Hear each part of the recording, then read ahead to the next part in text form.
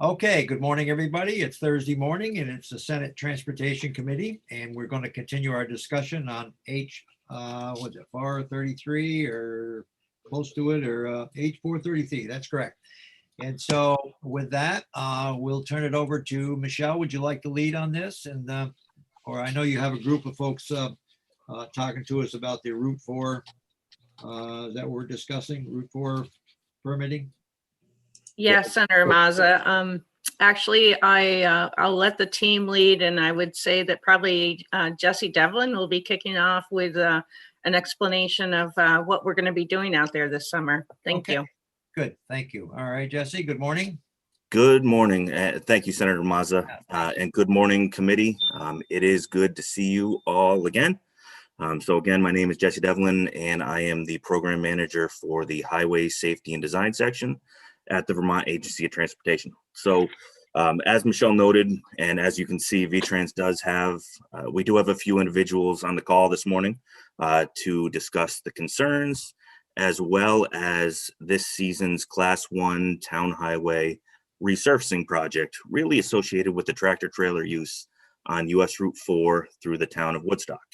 So here today we have Matt Bogacek, who is the project manager in our pavement design group. And he is actually the project manager for the Woodstock Class 1 town highway project.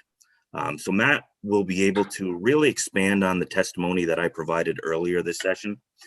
And he'll be able to describe to you really what a Class 1 paving project is and the scope that it includes. So he's also prepared to discuss the project timeline, the coordination that has occurred to date between the town and VTrans, and also the specific line striping modifications that we have proposed at the Heartland Hill intersection, as well as the westernmost US 4 Green intersection. So also, we have Joe Segali here. Joe, I know you are familiar with Joe. He is the Policy Planning and Research Bureau Director, and he's going to follow up Matt and discuss a little bit in terms of the next steps. So with that, I'm going to mute and turn it over to Matt. Liz, I think Matt will need control for some slides, please.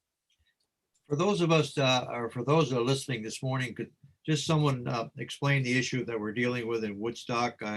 They have prohibited trailers from going through their town. Is that correct? Over the years, and they're the only one, I think, in Vermont that is allowed to do that by some written legislation many years ago. So just so people know exactly the situation we're faced with and what we intend to do about it. Okay. Correct. So the larger trucks would require a permit to travel this road right now, and the concerns being raised are that at certain locations the trucks do cross center line to make certain movements along the corridor. So the discussion here today is to really kind of discuss those concerns, and also what modifications we're proposing within the project to help to mitigate those cross center line concerns. All right, thank you. Go ahead. All right, so I'm going to share my screen here.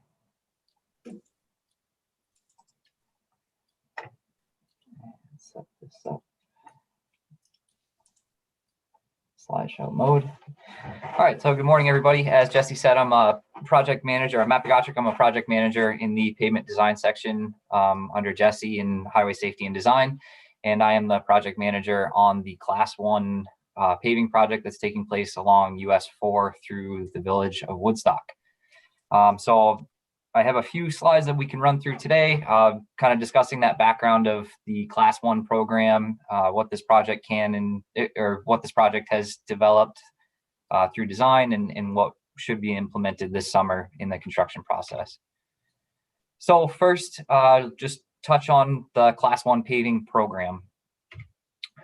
As you may be aware, VTrans is based on Title 19 of the Vermont State Statutes. VTrans is responsible for the maintenance of the surface of Class 1 town highways throughout the state of Vermont.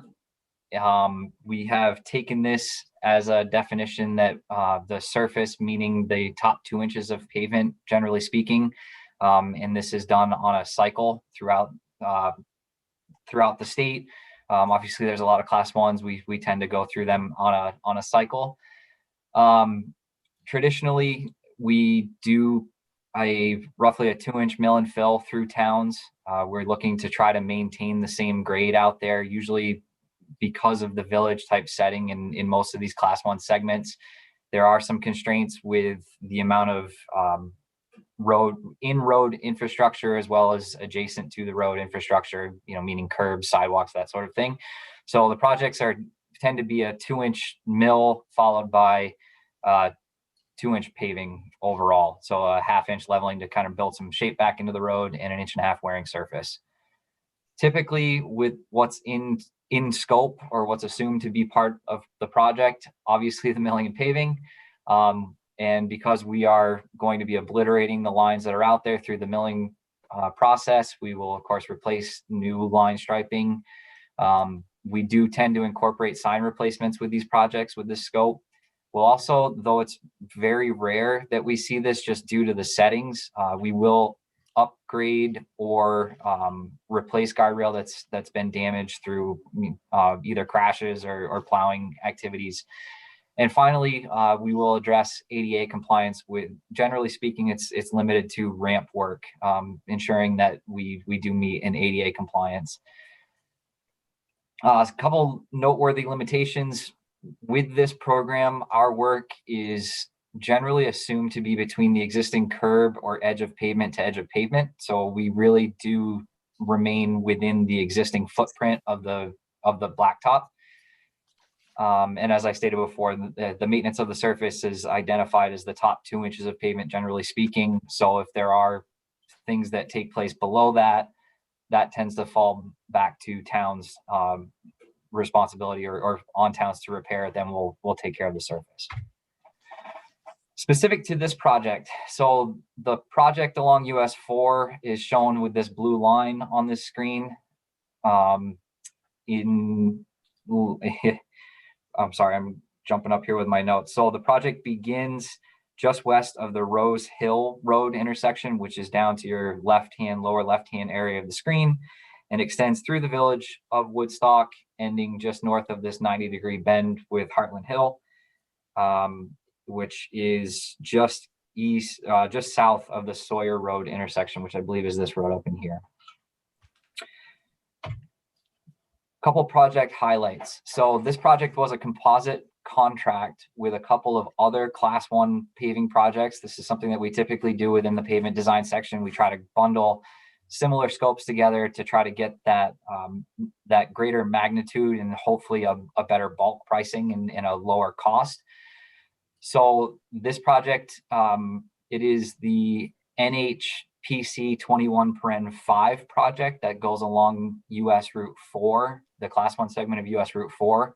It's also being constructed with the Woodstock STP PC 21-3 project, which addresses the class 1 segments of Vermont Route 12 in Woodstock and Vermont Route 106, which, as labeled in this picture, basically head north for Route 12 up and out of the village, and VT 106 heads south adjacent to the green. Additionally, because we had Hartford on the same cycle as Woodstock, we've also elected to include that as part of the composite contract. The Hartford segment is Vermont 14 and US 4 and 5. Again, just the class 1 segments in there. So the project, the composite contract, was advertised on February 10th, 2021. Pike Industries was awarded the contract on March 23rd, 21. They are still working through the initial submittals that take place before we allow them notice to proceed and be able to go out there and start constructing. But we do expect that work is going to take place or begin in late April to early May.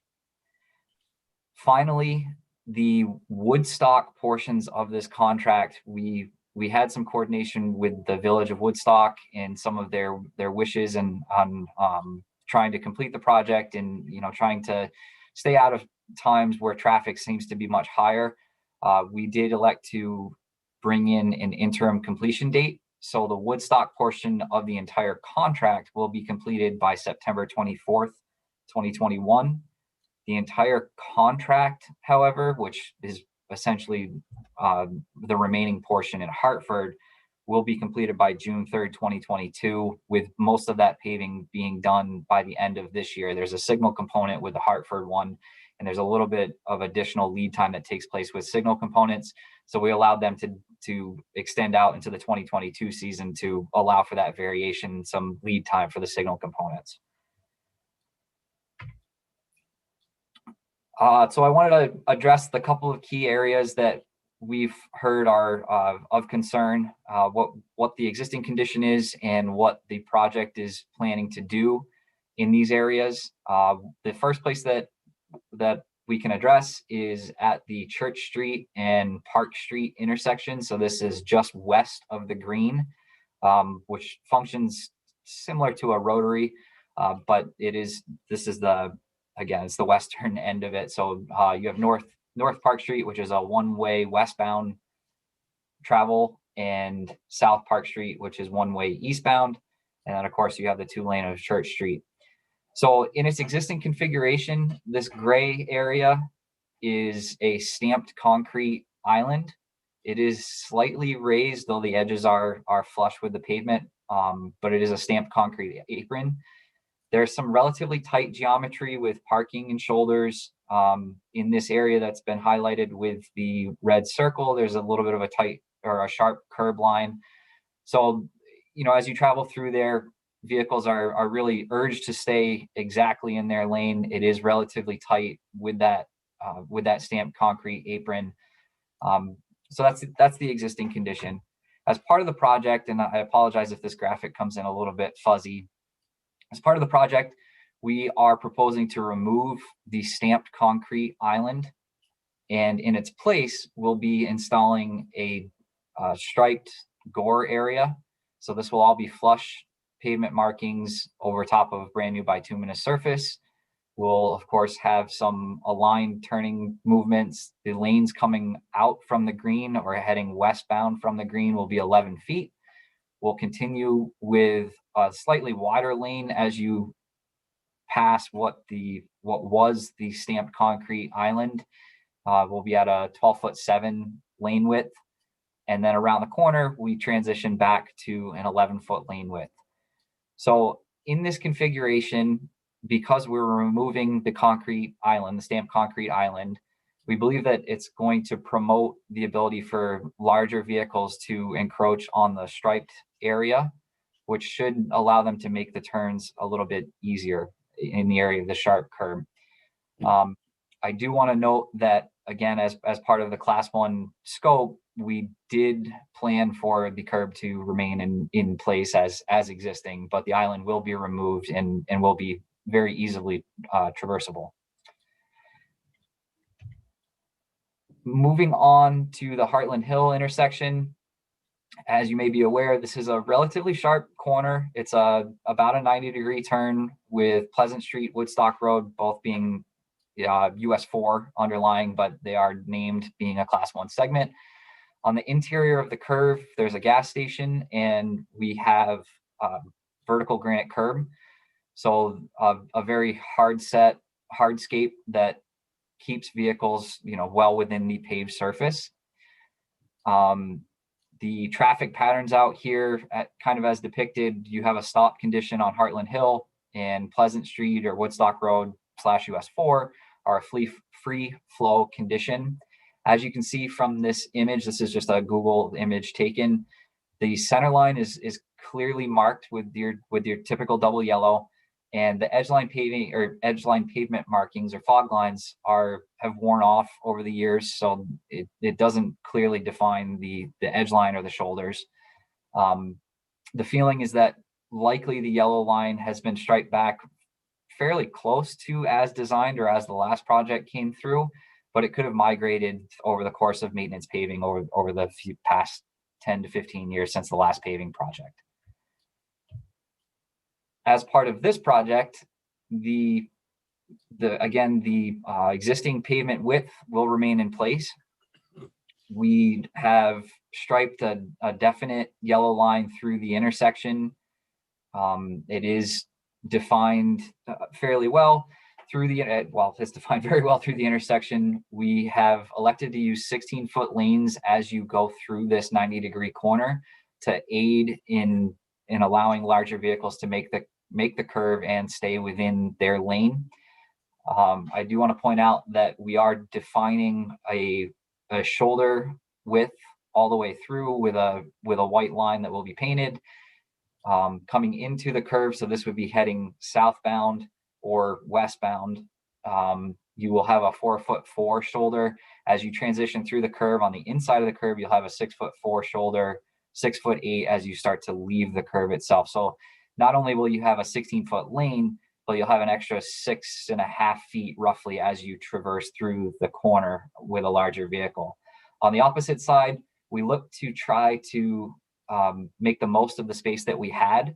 So we do show a 5-foot shoulder on what would be the eastbound or northbound direction as you convert through the corner. So we do have that 5-foot shoulder on as you're heading north. Coming into the curve, we have a 3'6" shoulder, again, trying to shove vehicles to the outside of the curve as much as possible. That does maintain a 16-foot lane. And we are showing a dotted white line through this through the intersection area with, oops, I clicked too far.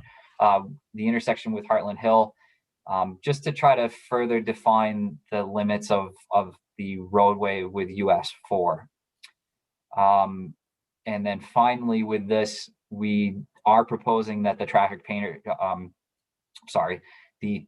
patterns will remain the same. So you will still have a stop condition on Heartland Hill. Woodstock and Pleasant Street will both, Woodstock Road and Pleasant Street will have a free flow condition as they did before. And then of course, as noted in the beginning, our scope does include new signage to, we'll draw attention to the sharp curve and of course replace all other regulatory and warning signs in the area. So I believe this is my last slide.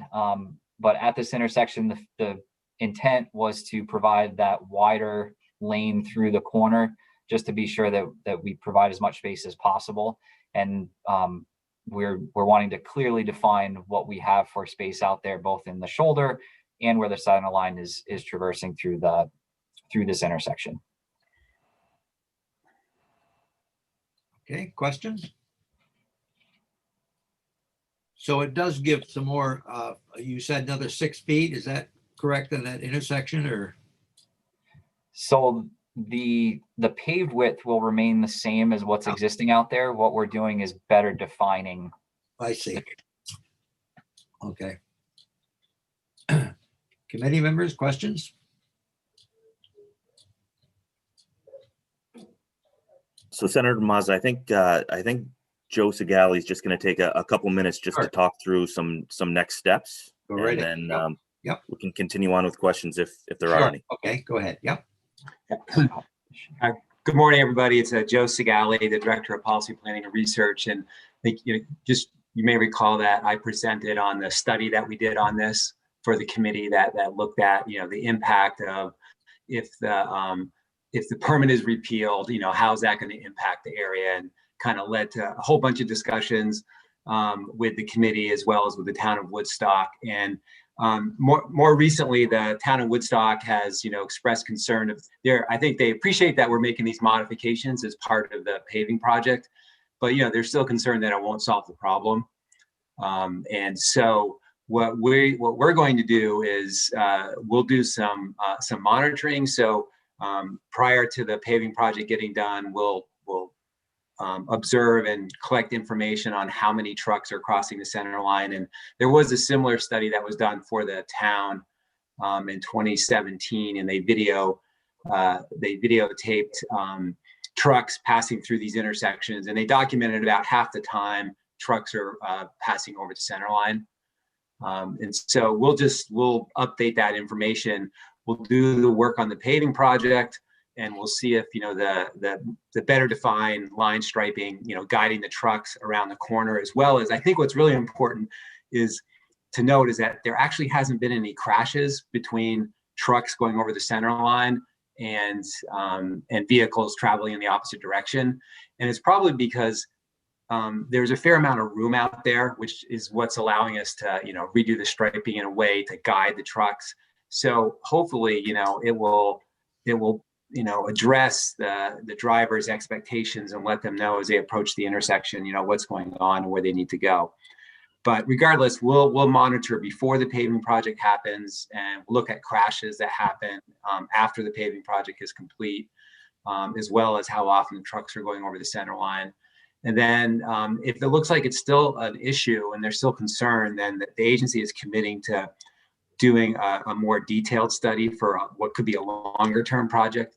Because, if we start working outside of the right of way, that becomes a more complex project, right? And, you have to buy a right of way. And I know that the town has expressed interest in potentially a roundabout at the Heartland Hill intersection. Not sure that's the best solution. It's a pretty, tight spot for it, but still I could see evaluating that as well as other options. And so if it becomes a more complex, expensive project, then, we'll look at the feasibility of it, what it will cost, and then they can compete through our new project prioritization and selection process, which Kevin Marshy, I think, explained to the committee a little while ago, and we're launching this year, which allows new projects to kind of move their way onto the capital program. So that's our plan moving forward with this. Chair, Yes, go ahead, Senator Ingalls. Joe, back to, we don't have to bring it up, but back to Matt's last slide, identifying 6.5 feet on one side and 5 and like 11 plus feet total on each side of the road. Is that just space that wasn't encroached upon, wasn't being used upon? I mean, I know he said that we're not going to change the paving dynamics, but there is available space there for us to take over, to make that wider. Just want to be kind of clear in my brain on that. Yes, I mean, that pavement is already there. And that's really, and I think that's probably why there hasn't been any crashes, because there's enough room for vehicles to, get out of the way. Yeah. Okay. My concern is that I think Woodstock really wants, because they have had it, they want to continue, and they are going to be opposed to anything that's going to better. If they can not accept trucks and only on a permit basis, certainly they're going to do it. And it's time that we take this issue and work with it, because there's no other town in Vermont that has the ability to permit trucks to go through their municipality. And it is so if they can continue to oppose it, we are giving our best effort, and it doesn't look like to me it's a very dangerous intersection. I viewed it many times, and it's concerning to me that they are able to resist and not work with us more closely and just opposing it. And I don't think anything we do is going to make them any more receptive to the idea of trucks going through their community.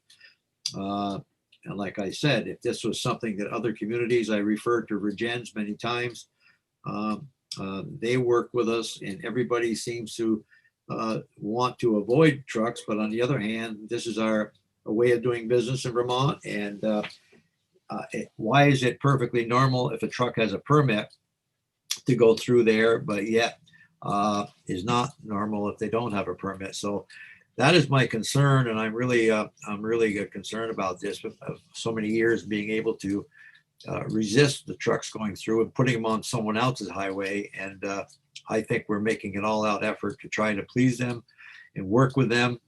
And I think they should be very thankful that we are. So that's my 2 cents at this time. And I'm open to any questions that anyone else has to offer at this moment. Any members of the committee have anything at this time? Any questions on so far? I think that the group has done a great job identifying the concerns and taking them serious and trying to accommodate them. Hopefully they can be happy with, what's trying to mitigate the problem, their concerns. And I think it's a great attempt at trying to pacify their concerns and do the right thing by them. Bill Smith, you are with us this morning. Would you like to add any, or get involved or any comments on this discussion at this time? Good. Just briefly, Mr. Chairman, the committee's heard many times where the trucking industry is on this. We've provided testimony and our own insights on it, on how this affects the trucking industry. I think the study that you commissioned last year bore out our position largely as being valid. There's 855 permits a year on average issued by DMV in this, at no income to the state. We're dealing with 34 miles total of over 2,800 miles of state highway and class 1 in the state that has this unique permit requirement on it. It costs this, the study showed it costs the state between 27 and 32,000 a year for added maintenance on other roads where trucks have to go onto because of this permit. It adds 81,000 truck miles a year at a cost in fuel and the maintenance and wear and tear on vehicles. It's kind of a classic Vermont gotcha to out-of-state truckers coming through on US Route 4. So, I appreciate that the town of Woodstock wants to have safety in its town, and we want to be safe in that town, just like we do every other town in the state. And we want everybody to be treated the same. And so my industry would continue to ask that this committee consider removing section 1432 sub C, which creates this permit situation, and acknowledge that AOT VTrans is working hard on this issue.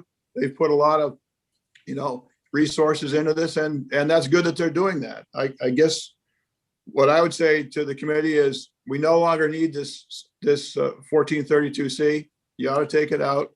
And I will definitely put out to the industry that Route 4 through Woodstock is going to have a lot of construction this summer, and we can continue to go around it for that period of time. So thank you, Mr. Chairman. Any questions from the committee? I think you all kind of know where I stand on this. And I thank you for your work on it. Any questions for Bill Smith at this point? We've had this discussion before, and I think we've done our very best to work through this situation, but we also want to make progress. And I think the time has come that we make some progress, because we can't continue to kick the can down the street, so to speak. And it's kind of unfair to every other community in Vermont. And we don't want to hurt our trucking industry. They do move our day-to-day products, and we want to cut down on pollution as much as we can. So with that, any other questions at this time or comments?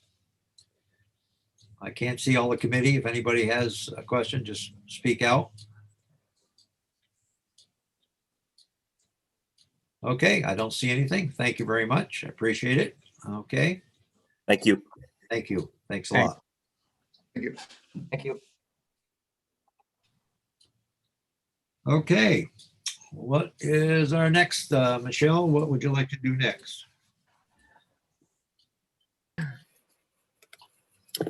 Well, Senator Mazza, it looks like we have Costa Pappas here to talk about signage, and I will also have a small piece in that after Costa finishes up talking about signage for identifying how to get to our rail and aviation assets. Okay. Good morning, Costas. Good morning, Mr. Chair. Thank you, and members of the committee. Thank you. So I'd like to talk today about airport and rail signage, and specifically related to Title 10 and the authority to add certain signs for both intercity passenger rail stations and state-owned airports.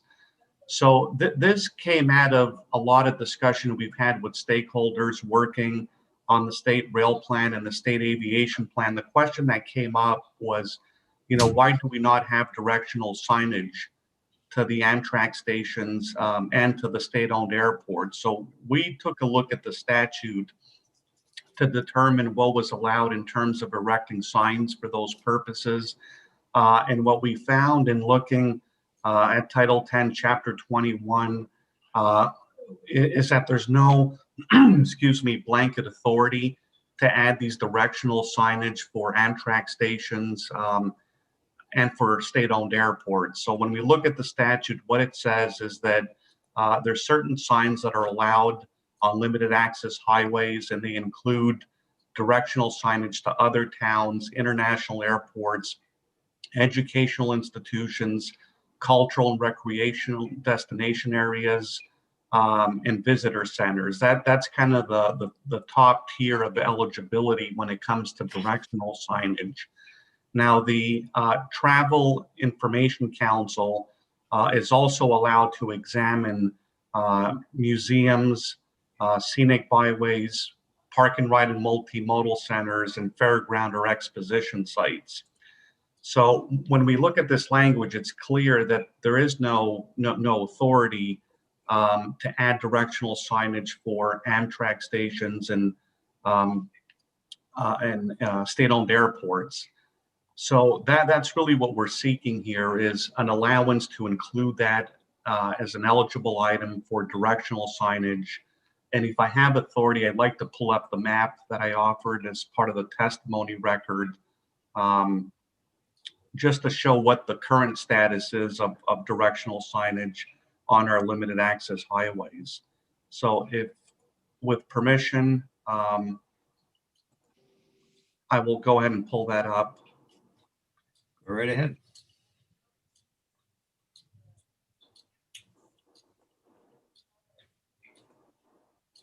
And it looks like I don't have permission to do that.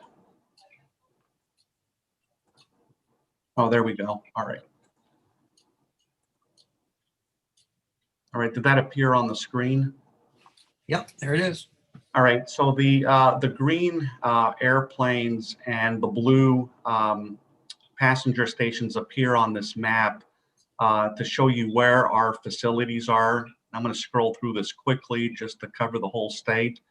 So everything in green is where we have a state-owned airport. All the blue train icons are the stations. What you'll notice, the only facilities we currently have signage for are some of the airports. So when you go up to Franklin County, the airport up there has a couple signs on the interstate. Caledonia Airport does. There's nothing up for the other airport in the kingdom. And again, it's kind of scattered all over the place. You know, they're not all covered. So what we're seeking to do is ensure that we can actually place these signs at all of the state-owned airports and Amtrak stations. And to do that, we need to make a tweak to the statute to allow that. So that's what's reflected in the section of the T-bill dealing with signage. And again, the goal is not only to direct people to these facilities, but also in a way market the facilities. You know, folks need to know that these facilities are out there if they're going to be used. And we have invested significant amount of money for both rail and aviation. And that's it in a nutshell. So the language that you have before you would allow us to do two things. One is make intercity rail stations and state-owned airports eligible. And it would also increase the radius to cover more than the 15 miles that's currently allowed, to make sure that we can cover every train station in every state-owned airport. So there's one case where we know one is beyond the 15-mile limit that's allowed in the statute, and that's why we're seeking to change that to go a little further out. So I'm going to stop sharing my screen at this point, unless there's specific questions on the map. Yeah, I have a question. This is Jane. So there's an Amtrak station in Randolph. I didn't realize that there was a station there. Is Yes, that what that? Senator. Yeah. My question, I guess this is up in Senator Ingalls area. I don't even know where you'd put the sign for John Boylan Airport because it's sort of on the way to Bloomfield. So this gives you authority to do it, but there might be somewhere. I'm not sure where you would. Got a real estate sign. Yeah, I'm be just okay. wondering where you would put the signage for Senator Ingalls Airport there. Yeah, so our plan is not to go out there and immediately start posting signs everywhere. What we're going to be seeking to do is put a kind of a sign plan together. So look for opportunities where the spacing currently allows it, or where we're replacing signs. We want to make sure that we incorporate the state-owned airports and Amtrak stations as part of that. There are rules that we have to meet. The signs have to be a certain size. They have to be spaced in a certain way. So when we're, where there's room to put them, and especially when we're replacing signs, because there is a cost factor involved, we're going to be looking for opportunities, if this is approved, to go ahead and get those signs up. I think it's a great idea. I mean, Yeah. we have an asset there, especially with Amtrak. We are about to start the service again relatively soon, I hear. And, now that we're going to have a real service with Amtrak on the Western Corridor and possibly someday to Canada, we certainly should promote because we do have to pay a subsidy to Amtrak, and the more riders we get, the better it is. So I didn't realize that we didn't have signage for Amtrak and airports. I really didn't. Do we have any at all at present? Don't we have one in Stowe for an airport, or no? We don't have one there. No, so we do have a few. There's all the yellow on the map with the eye are areas where we have signage. So the Franklin County Airport, Caledonia, Knapp in Montpelier, and then there's nothing else on limited access highways. Burlington, I thought there was the telling you what exit to use for the Burlington. That's an international, though, right? Correct. That's not a state-owned airport, so Right. we didn't include it on the map. I But That's Oh, that's Senator Chittenden's airport. So that's. Oh, yeah, sorry. Yeah, so this is, He'd be very happy they're flying their F-35s this week at night, and I'm sure he's getting phone calls. So doesn't bother me. I love to hear him go over there. Really, I'm proud. But anyway. so this is only, the reason we haven't done it is because we have a state statute limiting. We can do this and it's not a problem with the MUTCD, as you indicate. So yeah, my question is, why haven't we done this before now? I know. I was surprised. I didn't. I always Yeah. thought we had them. yeah, I mean, our sign laws are what they are, and I think when we started undertaking planning for rail and aviation, it was something that was pointed out to us. And where are the directional signs for the Amtrak stations? And the reality is there aren't any. And for most of the airports, that it's the same idea. They just don't have signs. Now, say we accepted this language. How soon would we see a sign for Amtrak, for example, knowing that they're going to come back in and give us service?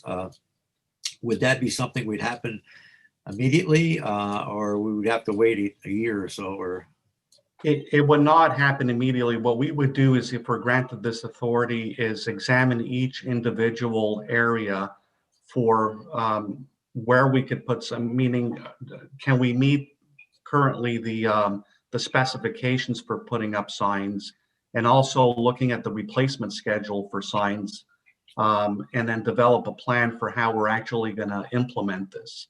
So the idea here is that as opportunities come up, both in terms of availability, do we have the space to put one, or are we replacing a side, and can we add an airport or an Amtrak station? That's how we plan to approach it. So it is going to take quite a while to get all the signs up there, because in certain areas, we're not going to be able to put any signs until we replace the existing sign, right? There's a limit to how many you can put in the spacing for them. but as we come, I know exit between South Burlington, between exit 15, 16, or whatever. There's a sign, Champlain Valley Expo. And I think so wouldn't it be easy just to put it on that same pole, or you'd have to get a permit for that, or how would that work? In some cases, it would be, the easy way to do would be to put it on the same sign, right? So you have multiple signs. Those are the opportunities we're going to look for immediately. Do we have any that we can fit them in quickly? And if the answer to that is no, it means we need to to rethink how we're going to replace that sign, I see. and that can include spacing it differently. So we make sure we have the ability to add the rail station or an airport. Okay. Questions? Do we have language that you submitted for Anthea or someone that we can review the language, or has it already been? Yeah, yes, Senator, it's in the T-bill as submitted by the House to the Senate. Okay, so it's in there already. Okay. Any changes in the language you want, or it's all right the way it is? It's fine the way it is in the House bill. Okay, all right. Questions? Anyone in the committee? Michelle, didn't you tell us yesterday, or that we're making progress on moving the station? And was it to Fairhaven or wherever it is? I think you said you were working on that issue. We are, and Trini Broussard is going to be in tomorrow to Okay, talk gotcha. about that. Okay, good. So we can, because I see 7 Days had something about it this week. There seems to be a lot of interest about doing something with it, moving it or preserving it. So I just want to make sure. Yeah, I forgot you told us that Trini would be in to talk about that. Yep. Okay, any other questions on this item? Okay. Yeah, go right ahead. Yeah. I have a small one. We haven't walked through the language yet. This is an addition, but Anthea will be taking you through the language a little later this morning. Okay. And then I've got Joe Segali on deck here since we're running a little ahead of time. Go right ahead. Yeah. So the other signage piece that Anthea will walk through in the language later this morning has to do with banners that are strung across the state highway in mostly in villages and that sort of thing. That's all the time by the waterfalls there. Yeah. Yeah. Yeah. Yeah. And so those banners oftentimes will advertise an arts event that's happening or some other some notification that the community wants to let their citizens know about. And a few years ago, we included language in the T-bill to make sure that these were hung up safely and that they met the criteria that would allow them to be placed through the MUTCD, our signage and highway safety installation process. So the only modification we're looking at for the banners is that the municipality where these signs are going to be installed, that the select board approve the sign before we give the permit to hang it up, so that we know that the message that's being installed is something that the community approves of. So we would have nothing to say. It goes directly to the city council or select board. Yes. When someone requests a banner, it relies on them to okay it. And what's the present form now? What do we do now? So right now, so long as it meets the safety criteria, we would just make the installation, or allow the town to make the installation if they're the ones requesting to put something up. Are they allowed over state highways also? Or- Yes, they are. Oh, okay. Not just not just the town highways. Right. Okay. Questions? We see these banners oftentimes like in Lindenville for Caledonia County Fair. It's Yeah. across, it would be Route 5. It's obviously, so they're fairly common. So the way it would work is approval to install. Can you restate the state AOT would give approval or the requirements for the banner, but it's up to the local officials to review the request and sanction whatever message that's going to be on the banner. Is that how you? Yep. I just want to. Okay. That's exactly it. Yeah, you have to be careful what's up there, and I'm sure if the town has jurisdiction, that would control it. I think generally they are installed by the community, right? I mean, the local fire Oftentimes they are. department or, yeah. Exactly. Jane's they- correct on that again. What? Jane Oh. is correct. Again. For the record. Yeah. Is that the first one today or what? I know. How about you, Jane? I'll tell you, that's why you got a headache. I think it's all that praise you're getting. Yeah. I know. I know. Punch your head. Many years ago, when I was working in state government, staff used to have a contest who could write a letter without my editing it, and they kept track of Wow. Oh, who had a letter that made it without any changes. So yeah, I realize I'm a compromised entity. But I was just trying. So how is this how it's really working now, Michelle, or is this to address a problem? So this is not how it's working now. But I think that, we see a proliferation of communications out there, like all those mattress signs in the right of way and all of that. And we just felt that it would be most appropriate that communities have input into this process, and that, if they have a message that's going to be in their community, that they have reviewed it and that they are on board. as long as we get rid of all those mattress signs and everything else, and we did pass some legislation, but I don't know how well it's enforced because they haven't seen much of them lately, but it was still a concern a while ago. But that's up to the towns to enforce that also. Is that correct? And They can enforce that as well. Yeah. Because boy, they never pick them up on time. It's just like political signs. They never pick them up if they lose the election. So anyway, any other questions about this issue? Oh, quiet committee this morning. Everybody's just accepting everything. Just a time to get something through, Michelle, just Wearing them Oh, down. we fair once Jane goes through it. Hey, it's okay. Well, that was a good one. we want to save our energy for something more. Yeah, make it right. Yeah. Okay, anything else, Michelle, at this time?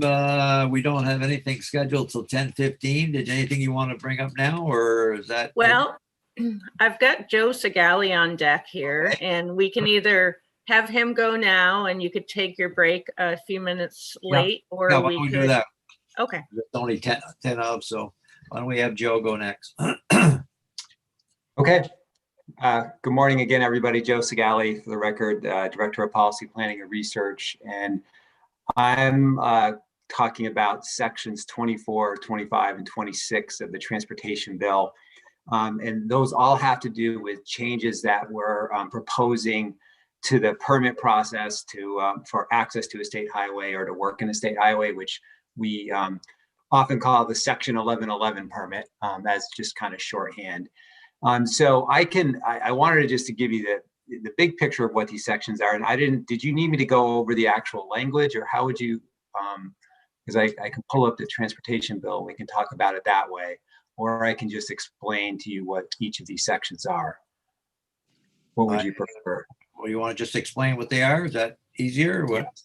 Okay. It would be good. Well, for me, Joe, if you also explain how it differs from your proposal in past years, because Okay. DOT has had similar. I don't know if this is different or the same.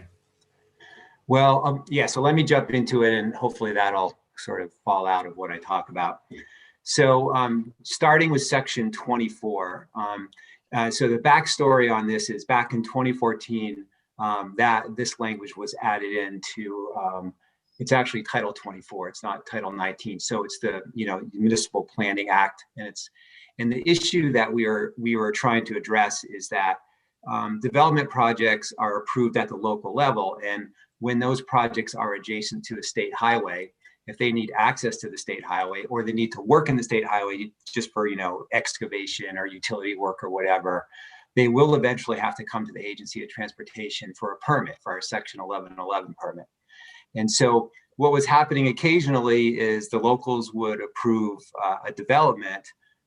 We weren't part of that process, And when it came to us later on, we would ask for changes. We'd say, well, gosh, your driveway, really shouldn't be there. It should be 50 feet, further away, or, we think we may have to limit it to right in and right out. And, we want you to have access on the local road. So that sort of caused conflict because often, the developers or landowners had invested money, obviously, in developing their site plan and got it approved at the local level. And we were asking them to redo it. And we weren't doing that just arbitrarily. We have, guidelines and standards, and we're trying to improve the safety of the roadway and make sure that it operates as efficiently as possible. So what the original language did is it required a developer to get a letter of intent from the Agency of Transportation when their development was next to the state highway before the locals could issue the site plan approval.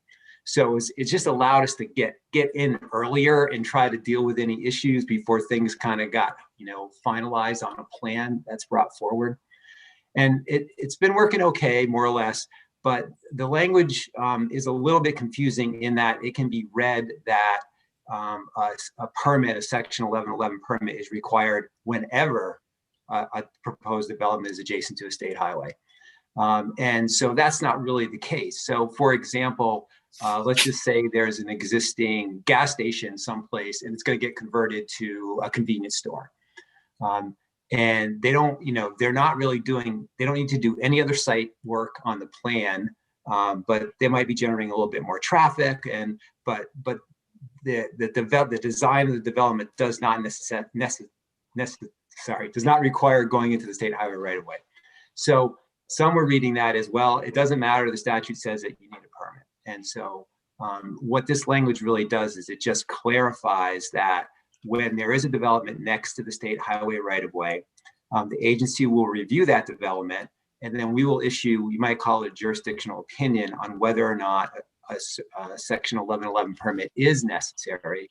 If it is necessary, then we would lay out the requirements and the condition that would be necessary later on when the actual permit is issued. So that's basically it. All the changes that we've made to that language are meant to implement that. And I think I would call this a technical correction because the intent of the original language is still the same, and we're just trying to clarify it. So any questions on that one? Yeah. Yeah, Senator Matthews. Yeah, go ahead. Oop, you're muted. Sorry. Even though the heading talks about Act 250, there's no changes to Act 250. It's just your internal 1111 permit. Right. Is the heading Act 250? It's section 24. It's municipal development. Assuming I'm looking at the right T-bill, I took it off of the Senate. Well, I don't know what with those ellipses there. I don't know what those things, but it says Act 250 transportation projects at the top. I'm looking at Anthea's proposed changes, 4.2 or whatever it is. That was in today's. I haven't seen that one. But so I don't know why Act 250 is listed there, but it's not part of the statute. It's just part of the heading thing. Right.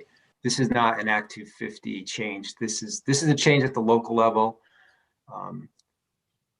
Yeah. Okay. Thanks. Okay. All right. So moving on to section 25.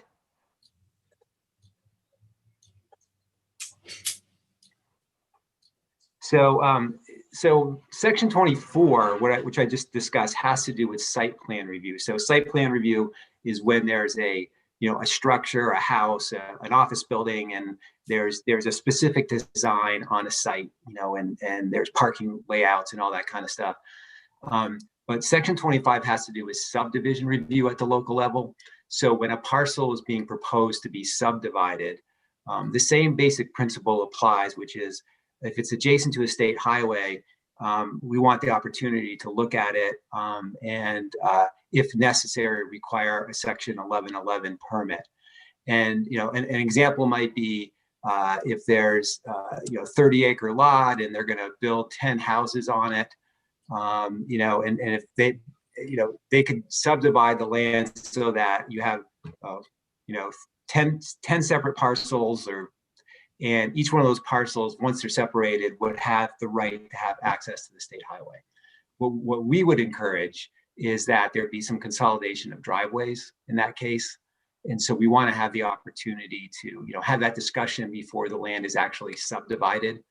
And so Section 25 is new because it applies just to subdivisions, but it's the same, it follows the same basic principles of Section 24.